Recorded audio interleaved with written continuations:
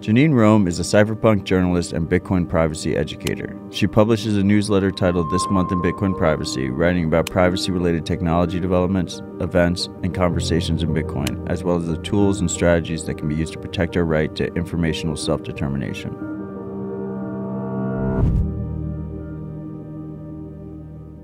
Well, Janine, thank you for joining us. I'm very excited for this conversation. So, to get started, when you think about freedom, what does freedom mean to you? Freedom there's a song that I like that I've actually used the lyrics. I plan to use the lyrics eventually for podcasts. It's by Kings of Convenience, and they say, I can't remember the exact. Freedom is no greater than its owner. No view is wider than the eye, and I really like that lyric. I think it's from an album that's called Declaration of Dependence, and it's kind of about how. I think what the album is about is that I think it's all American singers, and we like to think that we're independent, but we actually have a lot of dependencies on things that can often take away our freedom. One of those, of course, I think, is the monetary system. For the most part, I've lived in countries where there's a relatively high amount of economic freedom, especially when it comes to anything to do with religion or reading texts. Or more recently, sexuality, that's relatively free, and there's a lot of places in the world where that isn't the case. And I think money is very important for that, because if you're not able to economically support yourself, if you're not able to associate with others in terms of forming businesses or choosing what products to buy or services to use, then effectively it becomes very hard to be yourself or express yourself. And so if you have a monetary system where your choices affect whether you are even able to use money at all, or if you're restricted to only using it for certain things, even if they cause no harm whatsoever to anyone else, then I think your freedom in so many other ways is restricted. Your freedom of speech is impacted, your freedom of association is impacted. All of those things, to some level, come back to money. We've seen that with, cancel culture recently, which I think some of it can be legitimate when it's challenging people of power who have not been held to account. Some of it is a form of boycotting that's basically being applied to individuals.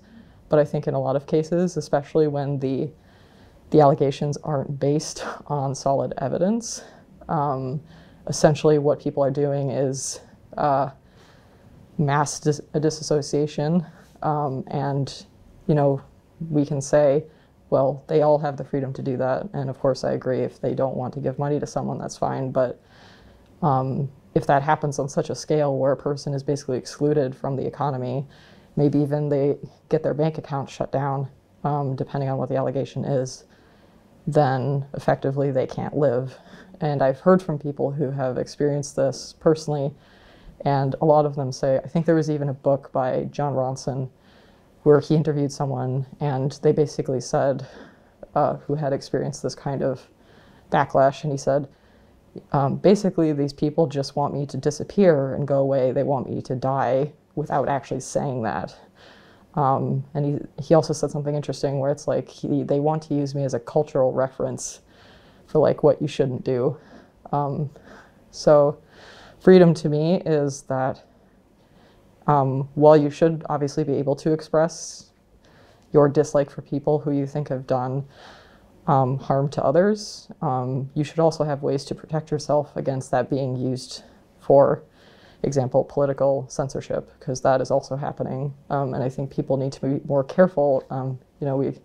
I think there's a lot of responsibility in having freedom as well.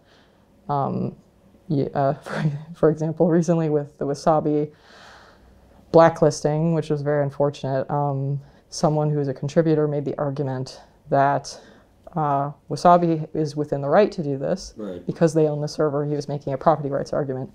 And I don't disagree with that. I don't think anyone was saying like that Wasabi doesn't have the right to do what they did. They own the server. They're offering the service. They can choose not to or to change it.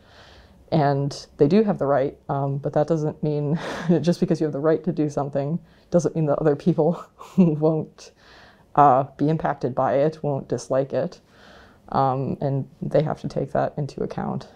So freedom is, I think, when you're living in a complex society, it's really a constant negotiation where you should be able to express yourself and get the things that you need and want, but you also have to deal with everyone else around you who is trying to do the same thing, and sometimes that conflicts. So it's a constant negotiation. It's very much affected by your economic power, and it's affected by the political situation that you find yourself in and how much you are contributing to that system. That makes a lot of sense to me. You are a independent journalist focused on privacy and freedom. I have a lot of respect for your work. It's an honor to call you a friend and to have you here speaking with me. When you hit an interesting point there where you mentioned that we have the benefit of living in relatively free countries and get to enjoy a good amount of freedom. When you talk to people and you know in your writing, how do you frame to them? How do you make them understand or help them understand the importance of freedom and how people in other countries how they're dealing with it, right? Like how do you get people to relate to it? Because that's something I've noticed that is very, very difficult to do. Most people just have blinders on. Yeah, I mean, in my experience, I find it harder to talk to people or convince them of the value of freedom when they already live with it in abundance, right? And they don't appreciate it necessarily. I don't really have to convince people who are living in places where they don't have it that they need it because they already want it, even if they're not consciously thinking about it. I think every day they're aware of, to some degree, what else might be out there that they don't have access to, and that they want to experience it, but for various reasons they can't. Like, I mean, also one of the benefits of living in a country that has a lot of freedom is that you not only have freedom in that place, you have privileges that you can take to other places. You can have a lot of these countries have visa-free travel or very limited visa restrictions to go to other parts of the world where, conversely, people in those countries that they visit can't visit their country, or it's very hard to do. So it's very much tied, like your freedom is not only within the area that you are, that it has a relatively high amount of freedom, it's also the political privilege that you carry with you with your national identity documents. So I mean, there's a massive disconnect there, right? There's a group of people who the importance of freedom is very obvious to them, and those are people that generally live in less free countries. And then there's a group of people that they don't even really think about it. And is that disconnect ever going to be solved? Is that a solvable disconnect? Or is that just something that we just have to live with when we work in this space? I definitely think there's a disconnect. I've noticed, especially when it comes to money. Like, I've been to so many places where you go in and they just assume you have bank cards. Right. I actually went to a cafe once, I think it was in the UK, and I walked in and I tried to get something with cash because I'm very much a cash-based person. I pretty much do all of my transactions in cash unless I have no other option. And I went to this cafe and I wanted to purchase something, and he said, "Nope, we only take cards." I said, because at the time I actually didn't have a bank card that would work in the UK, and I said that, and he said, "Are you a refugee?" And on one hand, I found that kind of insulting because I thought, well, if I am, you're saying that you wouldn't take my money. I'm at a disadvantaged position and you wouldn't take my money. But then on the other hand, I also thought, well, do I have to be one for you to respect my choice? Or maybe it's not even my choice. I mean, for me, it's at the time in that instance, it wasn't a choice. I only had cash, but usually I do have a choice between cash or bank cards. And I always choose cash because I prefer that. But a lot of people use cash because that is their only choice. They get paid in cash for whatever reason. They can't get a bank account or it's very expensive to use. So he not only wasn't, him or his business wasn't respecting my choice, but yeah, I found that interesting. And yeah, I think there's a lot of disconnect in the financial sector where they, especially in countries where it's becoming more and more the case that they assume that you already have these things, that they expect that that will always be the case and that will be good and that will never be used against us. And that's part of why we have this CBDC panel coming up that I assume part of what we're going to say is that, well, we already see what's happening with the financial system as it is and the restrictions they're putting on it. Why would we give them even more power to restrict us, especially when they basically give lip service to privacy, but they don't, they haven't demonstrated that they actually care about it in any way. Like what they're doing trying to get rid of cash, what they're doing with increasing AML legislation, which is really clamping down on, and increasing the need for identification at every level. They're demonstrating that they don't want to give more privacy or even keep the same level of privacy that we have now. And I think they don't understand how dangerous that is. The biggest disconnect that I've learned about recently is like the extent to which a lot of this anti-money laundering policy has literally no effect whatsoever on money laundering around the world. There's a ton of papers now that shows that the amount of like criminal proceeds that they're capturing is like 1% or less. And there was even a paper, I think, by the United Nations, I think it was the Office of Drugs and Crime. They published it way back in 2011. And they had an excellent line in there where they were like, our money launderers so much smarter than drug dealers, because they made this point that like we're capturing a lot more of the drugs around the world than we are this laundered money. Are the money launderers so much smarter than drug dealers, or is there something wrong with this system? And it's unfortunate because not only is it super ineffective, but it's keeping a lot of people out of the financial system because they're putting up these barriers. Do you think does that even matter, the logic that it doesn't work to stop criminals? Do you think those laws are actually there to stop criminals, or are they there to surveil the broader population? Is it just an excuse of the criminal side? Yeah, I mean, I don't know. I haven't met too many people personally in the field to say whether in their heart of hearts they actually think it's effective. But no, I think to some degree they must know that it doesn't work. And you know, whether it's effective or not, maybe it would be super effective, and I would still think that there were costs to it, which was financial exclusion. But given that it's definitely not working, and then we also have the financial exclusion, it's a really bad deal. But I feel like if you talk to a lot of them, they would say, okay, so we should collect even more information. We should put up even more barriers, right? Yeah, I mean, I don't know how they could collect even. I mean, they could, but at that point, I mean, there's something to be said for like, there's a reason that we don't do this with cash. There was another paper that I read that I think, no, it's the same. It was actually a paper, it was called Financial Surveillance, Who Cares? And it was about essentially like the kind of the adverse reaction to anti-money laundering policy and like where is it coming from? What are the arguments? It was kind of just a summary of that. So like with cash, you were talking earlier about you went into a store, they didn't accept cash, right? And I see in America and I see among my peers a push away from cash, both from on the business side, but also just like on the user side. A lot of people choose convenience they like their payment apps, they like their credit cards. A lot of people I went to school with choose not to use cash. They prefer not to use cash. Do you think as a global society, cash is dying? Is cash is cash going to be short-lived in this world? And a world without cash, what does that world look like to you?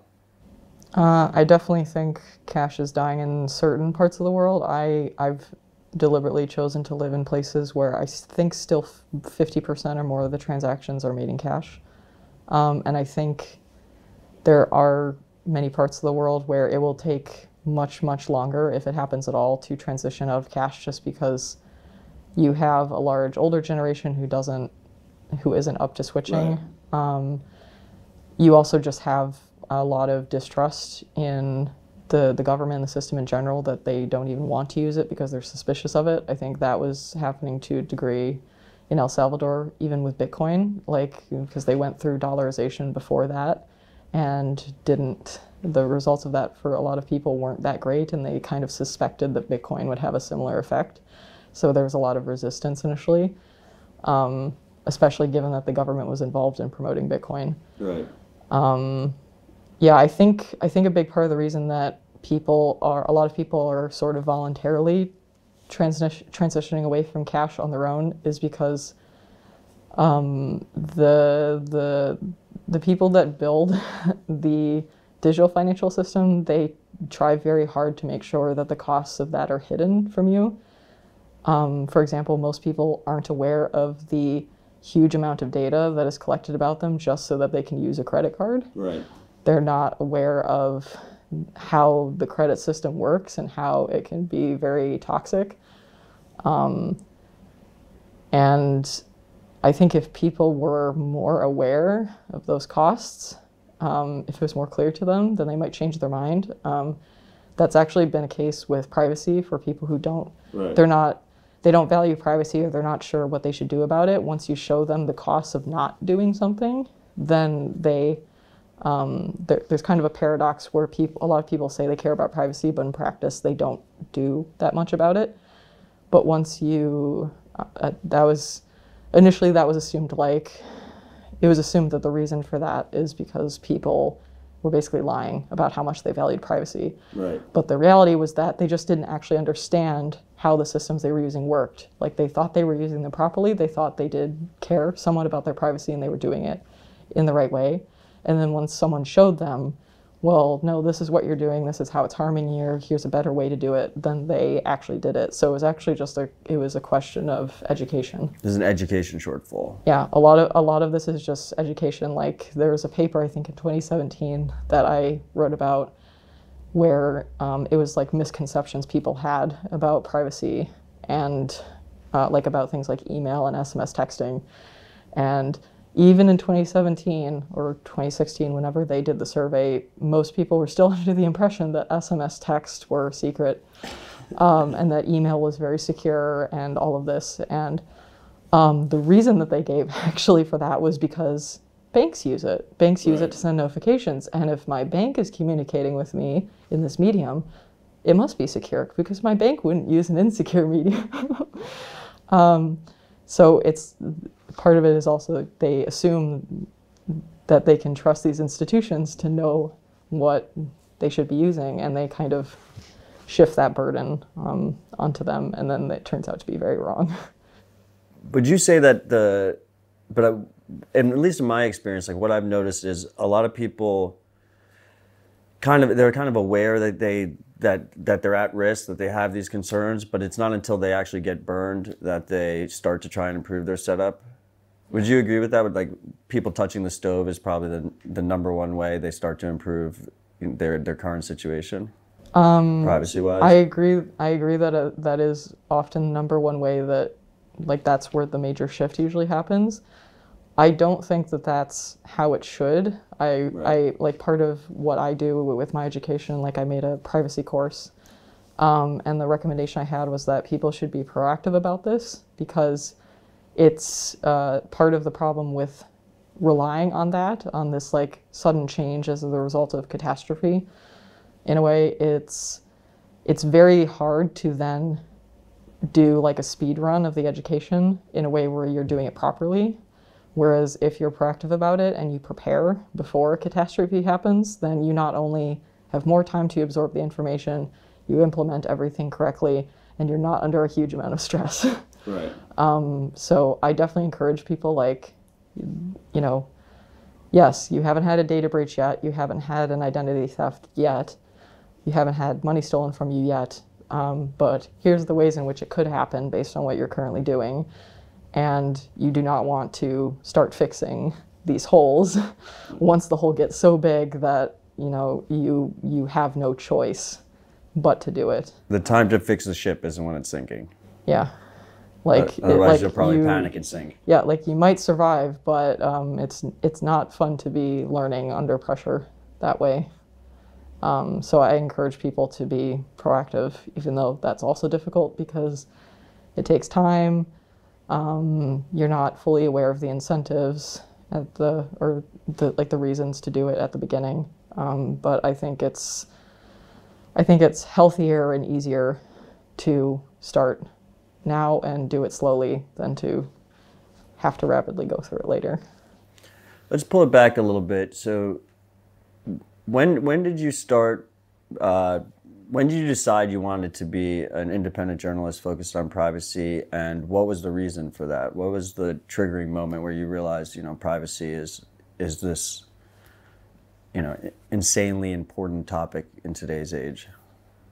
I mean, that's quite a long story. I mean, I would say initially, when I was a lot younger, I was almost a technophobe. Really? Because I enjoy the outdoors. I very much like low-tech stuff for as long as I can remember. And so when it came to things like anything to do with the internet when I was younger, I was actually one of the people who was like, I'm going to use this as minimally, as the minimal amount that I need to, because I was part of a generation that I'm constantly getting given propaganda about how there's all these online predators to come after you. You can get infected with viruses and malware and all of this. And when I was younger, it was like an onslaught of like information about threats. And I think for most of my life, I've been very sensitive to that. If I get information about something that could possibly harm me, then I kind of try to avoid it. And so for a long time, I actually had very little interest in like anything high tech. And so but that was because I cared about privacy. Like I wanted to avoid harm. It was harm reduction. But then it got to a point, especially with around 2013, the uprisings and everything, and WikiLeaks, and how they were using all this, wasn't super new at the time, but like using technology in new ways to do journalism, and it was super effective for like the number of people that were involved. The number of publications they did was massive compared to what most journalists produce year on year. So I saw that, and I basically switched to, okay, I also want to do this kind of work. I'll have to use this technology, and instead of just avoiding it and being a bit of a technophobe, I would embrace it, but also figure out how it worked so that I could still protect myself from threats that I perceived. But I think I've always been a private person. Part of that is because I didn't grow up in a city. So just naturally, you know, I would look out my window and I wouldn't see neighbors, because there would be trees, like a lot of obscurity. And so just in my surrounding environment, I had a lot of privacy. And I think people who grow up in the city, because they're not used to that, they just kind of get used to the opposite. They're constantly surrounded by people. They can hear their neighbors. They can see their neighbors. And everybody's in a confined space. Their expectation for privacy is lower. And I think that extends to a lot of times the internet as well, and social media. And I was the opposite. I was very, I restricted that, and I still am today, but I've come to a bit of a better balance in terms of using the technology to pursue my goals rather than avoiding it. What would you say to people who do not think privacy is something they should consider? Like, what would you say to people that don't think privacy is important? I would first point out the ways in which I actually think they do care about privacy. They just maybe don't realize that they do, and that if those things went away, that they would probably hate it. Like most people are okay with having curtains on their window and closing them at night, so that, you know, especially in a city where you can often see through your neighbor's windows, people are okay with that. Like there's an assumed, I mean, we wear clothes. That is a reflection of us wanting to have some privacy with our body. And there's a lot of variation in that, but most people go around wearing clothes, and that's, you know, that's an example of privacy of the body. And, you know, now with facial recognition, we have to deal with not only just people that are actually in our vicinity seeing us, we have to deal with people in a data center far away, not only seeing us in the moment, but having a record of that all the time. And I don't think people have fully understood the implications of that, of having a record of every place you go at all times. I think part of that is because, example in this country, it's there's a lot of not really a lot of political repression, and so people aren't worried about the state having that surveillance on them. I mean, there's not too much CCTV here, but there are some cameras. And yeah, I think I was actually saying this to someone last night, that the problem with countries like Norway and a lot of other countries, when they explore new technology, they celebrate it. Right. And part of the reason they celebrate it is because they're not necessarily worried that anyone in their environment is going to abuse that technology to harm them. Whereas if you go to other places in the world where that's not the case, that new technology can be used to surveil and repress people. So if you don't have the restraint in your political environment where those abuses can't happen, then you become much more aware of how valuable privacy is. Clearly, like this is not the type of clothes that you wear on a daily basis. No. Most people, I imagine a lot of people who are watching this use social media. They post pictures of themselves, their family, their friends all the time. Many different sites, many different services. You know, maybe they have a Ring doorbell camera that sends video of them to Amazon servers every time they enter their house or their office. Why do you value just not disclosing your face? Why do you keep your face private? What would you say to those people to explain what your stance is in that regard? The reason, I mean, part of it is just I was never really a fan of taking pictures of myself in general. But the reason, especially in the last couple of years where I've tried very hard, it's kind of a paradox where I'm a privacy advocate, but I also am trying to be a public speaker, and I did not anticipate many years ago that I was going to be a public speaker. So it's definitely a tricky thing to do where you're in the public eye and trying to share ideas, but there is this expectation that you also share your identity, and in a physical way, not just in your ideas. And I think it definitely conflicts, I think, with my generation in particular, but people in general, is that a lot of people, they not only like doing that, but they have this desire to be famous. Like they would like to wake up one day and see their name or their face in a paper and being celebrated. And that's not necessarily a bad thing, to want acceptance and praise for who you are. But at some level, that can also be really detrimental, because if you ask a lot of famous people, you know, if they could go back and change something, what would they do? A lot of them say they would try to have more privacy. Right. That's the thing that they actually want the most, because oftentimes their home address is known by everyone. If they go to a restaurant, they get photographed. If they get into a relationship, everybody knows within a couple minutes. And they just constantly feel on edge, because on one hand, you have the benefit of this praise and this admiration. But on the reverse, it can also turn into revulsion and anger and judgment, and they definitely don't want that, and it often limits who they can become. And so for me personally, I like to be able to walk down the street anywhere and not be recognized. Unfortunately, I do get recognized for my voice, but I solve that by just not talking. I like to be able to just walk down the street and nobody knows me, and the only way that people will know me is if they already know me, or if I want them to get to know me.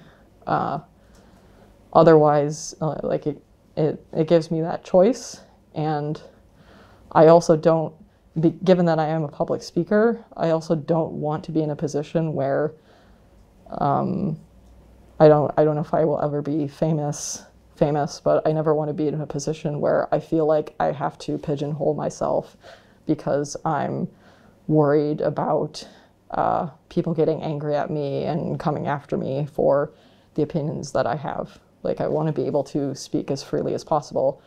And that's also why I want to use Bitcoin, because I want to also be able to spend my money as freely as possible and not be limited by the policies that any given bank has, or a payment processor, or what have you. So they're kind of related, but yeah, I want to keep that freedom. And so I hide my face because I feel like that actually gives me more freedom. Like, to be clear, you're not wearing that mask to protect from disease. No.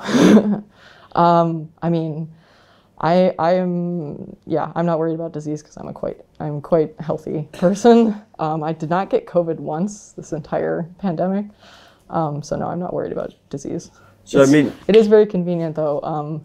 I don't know how, I am tempted to actually keep wearing masks, just because it's sort of anti-facial recognition, but unfortunately, I think a lot of the systems have gotten smarter where they're now, if you're wearing a mask, they're looking at like your eyebrows or your forehead, for instance. Yeah. So the mask isn't, which is why I have two. I mean, that was an interesting situation with the COVID response, just in general, because in a lot of places wearing masks was either illegal or like borderline criminalized. Yeah. I know in New York, like, there's a law in the books that like two people can't be together wearing a mask at the same time. Yeah, very, very interesting flip where suddenly it became a crime to not cover your face. But personally, you know, I've as a public privacy advocate myself, I've obviously wrestled with the same trade-offs that you were just discussing. I've often been called a hypocrite for being a public privacy advocate, as if you can't be both public and pro-privacy at the same time. Personally, I do regret, some days I wake up in the morning and I regret that I exposed my face, that my face is known. One of the things is you can't ever go back once that happens. Yeah, actually, before I came here, I was talking to someone about what I did, and when I mentioned that I don't have any pictures of me online, then they asked, "Oh, how did you get them all taken down?" Right. And my response was, I never put them up in the first place.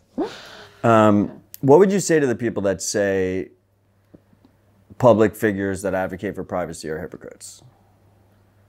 I don't think it's hypocritical. I mean, it depends. I think it's a scale, but I don't think it's hypocritical because for me, privacy is about consent. And I mean, even though you may regret that you also have a public face as well, I mean, you did choose, you weren't forced to do that, even if maybe you regret your decision. And I think continuing to do it is also a choice. And so for me, privacy is about consent. And I think a lot of people have the idea that, I'm not exactly representing the contrary, but a lot of people have the idea that privacy is about, you know, completely obscuring yourself and hiding.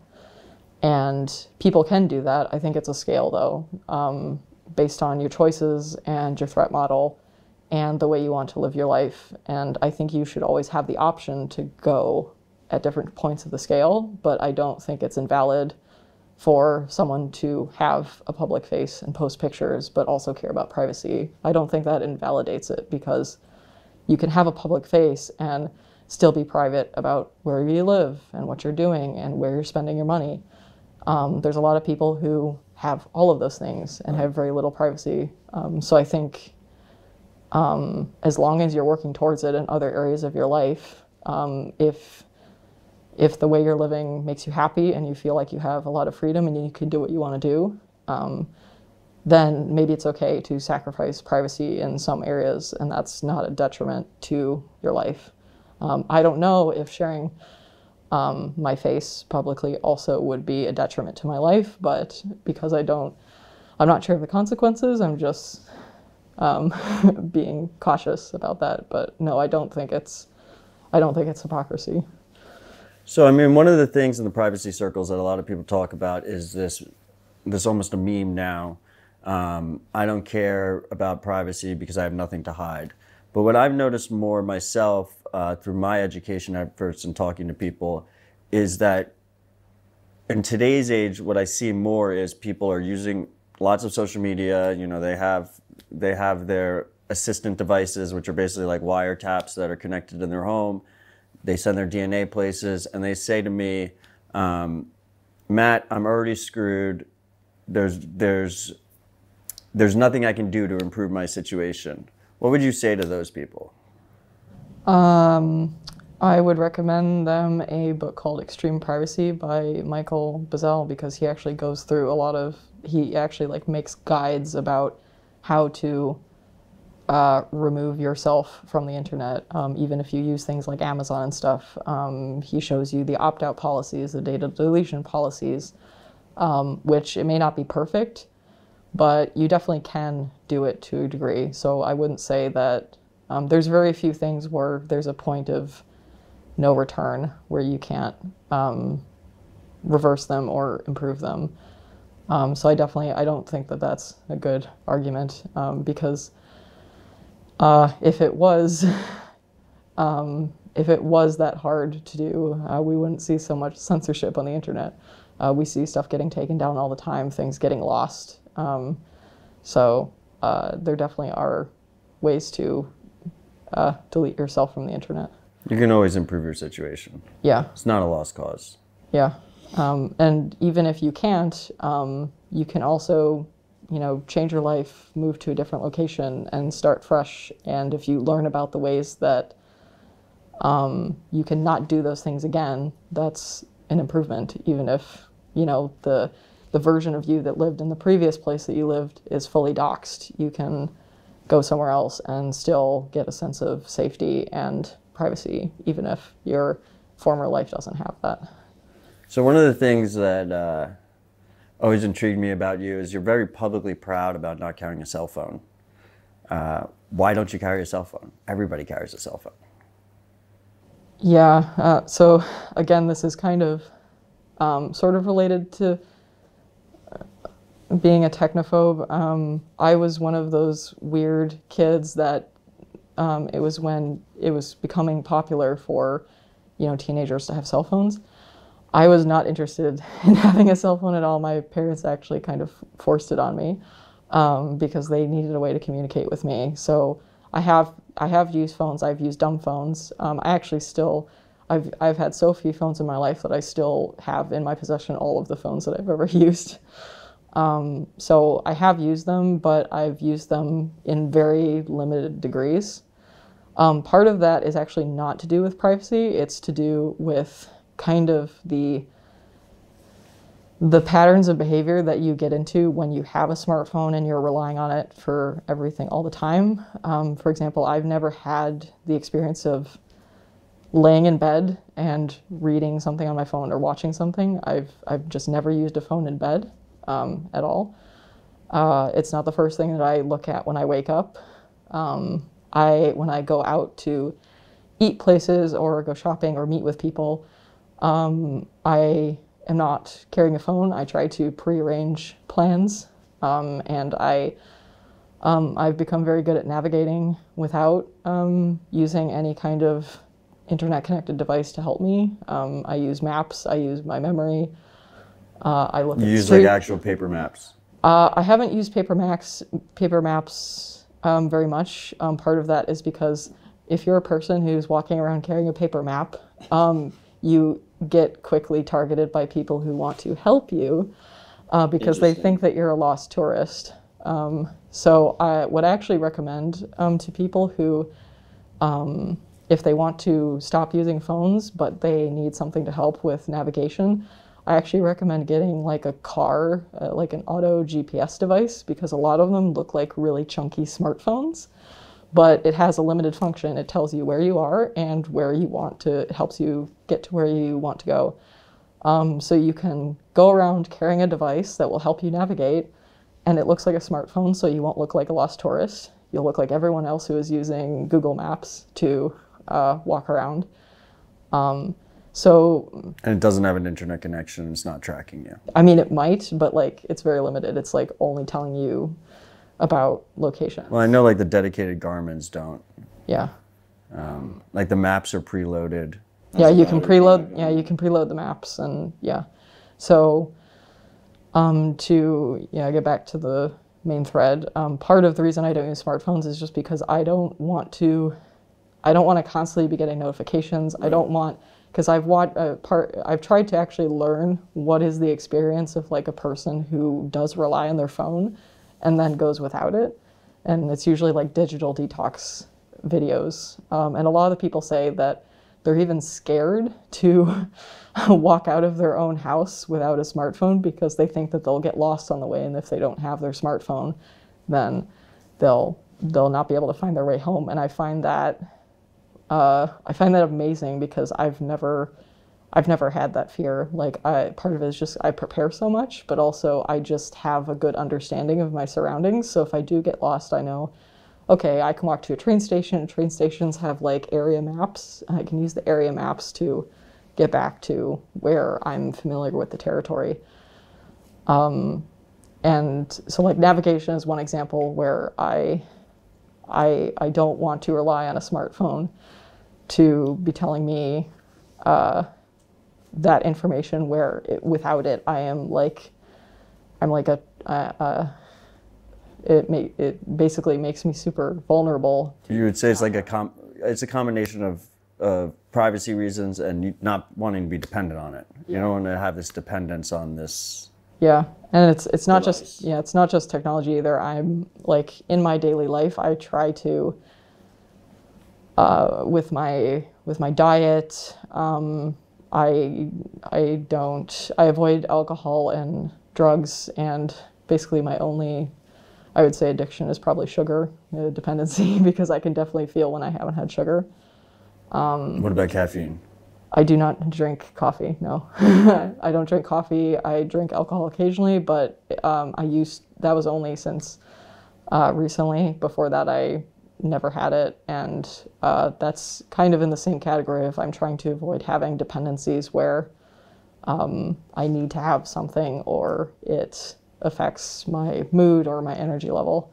And so that's all kind of in the same territory. The privacy reasons for not having a smartphone is a very long list because smartphones have so many things in them that you do not control. The hardware is, unless you have like an open source phone where you can actually take it apart and see how it functions, there is so much happening with smartphones that is detrimental to your privacy. Like every time you unlock your phone, it's notifying. If you have an Android phone, it's like notifying Google about your location, I think. And it was once said that smartphones are basically tracking devices that make phone calls. Right. So there are ways that you can use a smartphone in a privacy-preserving way to a degree, but I think it's much harder than doing that with a laptop. So I avoid smartphones as much as possible. Yeah. I mean, it seems to me that you grew up with a lot of these values. I mean, that you weren't posting pictures on social media, you weren't using a smartphone at a young age.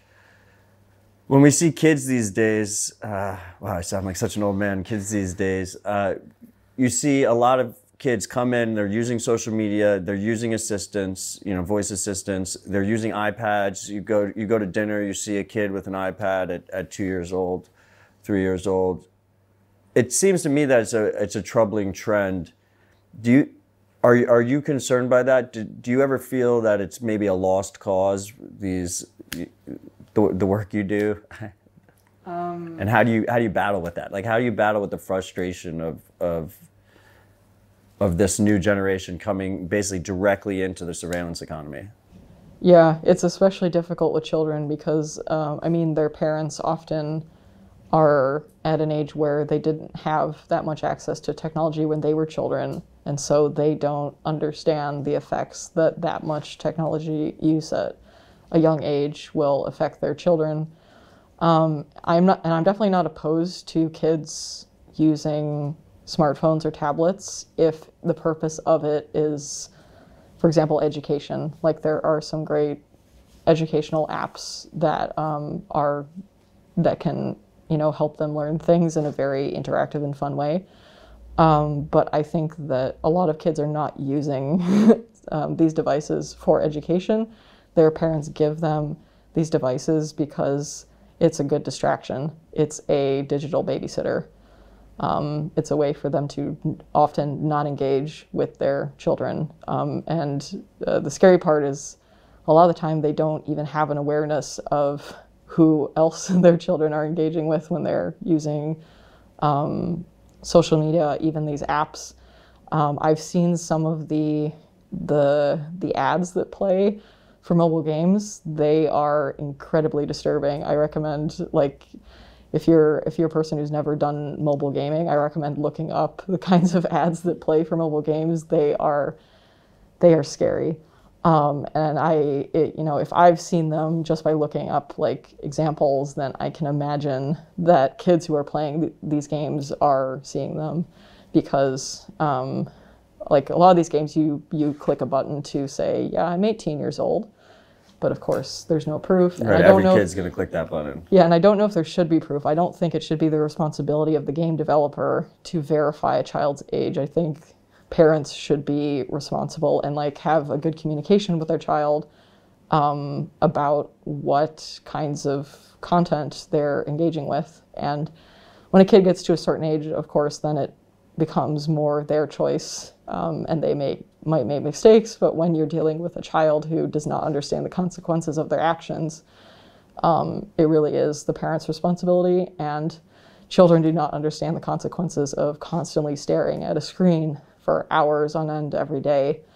And it's one thing for an adult to do that, and we kind of have an awareness of how that can affect your mental health as an adult. But when you have a developing child brain, that probably even had, like, the effects are probably of an even greater magnitude.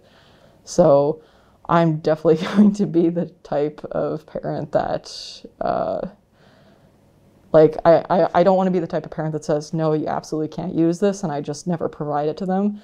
I would explain to them, you know, the dangers of the technology that they want to use. If they want to use it, maybe they won't. maybe I'll pass on some privacy genes or something. But I definitely would explain to them, like, here's the reason. Like, for any kind of rules that I would have for my kids, I would explain why I have the rules that I do.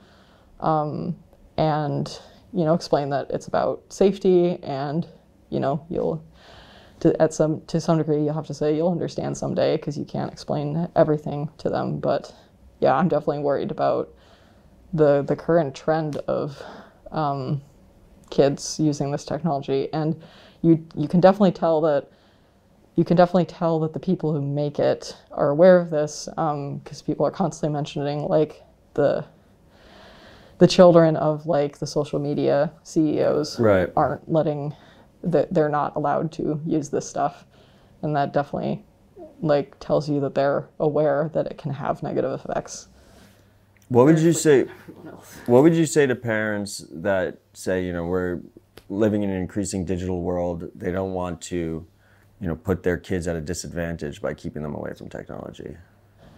Yeah, that's the other side. Is I mean, a lot of the time it's not even coming from the parents anymore. It's coming from the schools. A lot of the schools are requiring Like they're using Google systems to do like email and document sharing. Right. And so a lot of the pressure is also coming from the schools, and the parents are being forced into it because a lot of places don't have school choice, which, that's an aspect of it. And there's also countries where you're not even allowed to homeschool or do any kind of alternative schooling, which is something that I also care about. I definitely think it's important to have a choice in not only where your child gets educated, but the kind of education that they are exposed to, because I think I've done a lot of research about education systems and how effective they are, and especially in the US where it's very age restricted, and kind of assumed that because you're this age you should be learning these things and going at this pace. It really doesn't make sense. I think education should be much more individualized to the child, and that children should be given more freedom to decide actually what they're interested in and pursue that. But yeah, back to privacy. Children are really disadvantaged privacy-wise because of the education system. Like all of their schoolwork, all of their learning is often happening on systems that are surveilled, and part of the reason is because schools want to surveil children and make sure they're doing their homework, because the parents or the community hasn't instilled in these kids oftentimes the kind of they have to kind of coerce them to get the work done. They're not relying on the children having values of, self-learning type values, which means that they try to solve that by implementing surveillance systems. And I think that using surveillance to solve social issues is not a good move. Yeah, I mean, a lot of times I'm very grateful that, we were both born in a time where surveillance, at least digital surveillance, wasn't so all-encompassing. Now kids are just born basically into surveillance. They've never known anything else. Especially with the pandemic and everything being on Zoom. Oh, that was just like super acceleration there. And now they're talking about if this happens again, if they keep doing this, then they're going to try and implement software with Zoom or any of these other platforms where they actually check, they read the child's expression, their face, and to see if they're paying attention. So I don't like that road at all. The pandemic definitely accelerated a bunch of things with surveillance and education that I don't like. It's so interesting because those types of stories it's twofold. It's both, it makes you frustrated when you work in the privacy space, but it also, at least to me, it reaffirms why it's so important to keep pushing forward and to keep trying to, at the very least, improve education on that front. So we have this Free Assange cape behind us in frame. Why is this case important to you? In short, the case is important to me because, it's had such an impact on my life that I don't think I would be sitting here or on stage at Oslo Freedom Forum in 2 days. I don't think I would be in either of those places without his work, because I definitely did not grow up in an environment where being interested in that kind of stuff was encouraged or even acknowledged, really. I was very self-motivated to learn more about it and support it. And I think, this is also a very critical time because not very long ago, it became the date where the Home Secretary in the UK can announce whether she approves or rejects the extradition request from the US. And if she does approve it, that's not the end of the game, because they can still appeal in the court system in the UK, and then they can appeal to the European Court of Human Rights, which the UK is still beholden to, even though they've left the European Union. So it's a very critical time right now because there's been a lot of protests about that decision because I think it still is important. The whole thing is unfortunate in general because he shouldn't actually even be in Belmarsh prison right now because he technically won the case. And most people, when they win a case and then it's being appealed by either side, they are mandated to stay within the state, but they're not in prison. And the fact that he's in a maximum security prison when he isn't even accused of a violent crime is insane. Like, he's sharing cells with people who have been accused or convicted of terrorism. It makes no sense from a criminal justice point of view. It also especially doesn't make sense because the work that he did exposed crime by very powerful states and people around the world. And so if anyone should be in prison, it's the people that he exposed, not him. What would you say to people who say that his work, Assange's work with WikiLeaks and leaking documents, should be considered a criminal act? I would say that for one, the work that he did wasn't actually so different from the work that national security journalists and a ton of other journalists do already. The only difference is that most of them don't usually publish original source documents. They do sometimes, but not at this volume. And most people see that as somehow a worse form of journalism. But I've always appreciated journalists who publish their sources because it gives the reader the opportunity to verify the information for themselves and not have to trust the person who has, put it through their own personal filter. I value the opinion much more of people who say, this is my interpretation of this information, but if you don't agree with that, you can look at the source documents yourself, and maybe I got it wrong. Maybe it says something else. Maybe the impact of it is different. I would also say that one of the allegations that was made is that the release of those documents caused harm. And both in the trial for the court-martial for Chelsea Manning that happened many years ago, and even now this case in the UK, there was opportunities for the US government to make the case, give evidence that harm was caused as a result of these disclosures. They could not cite a single person. I think in the UK trial, they gave an example of someone having to move. They had to move out of the country or something. But that was their reasoning. Yeah, but harm. No physical harm. No one died. They did not provide a single example of anyone getting harmed. On the other side, what the documents reveal is massive harm, massive carnage that we would not even know about without these documents because the US government and other states were actively hiding this information. We would not have any idea of the civilian casualties from all of the wars that are being waged. We wouldn't have an idea of the corruption involved. And I think the idea that we would try to point our finger at someone like him and say, you've caused harm, but we have no evidence of this, and ignore the evidence of the harm that has actually happened, I think it's simply dishonest. Because the person is kind of presenting this argument, usually implying that they care about people being harmed. And my response is, if you care about people being harmed, you would actually look at the data.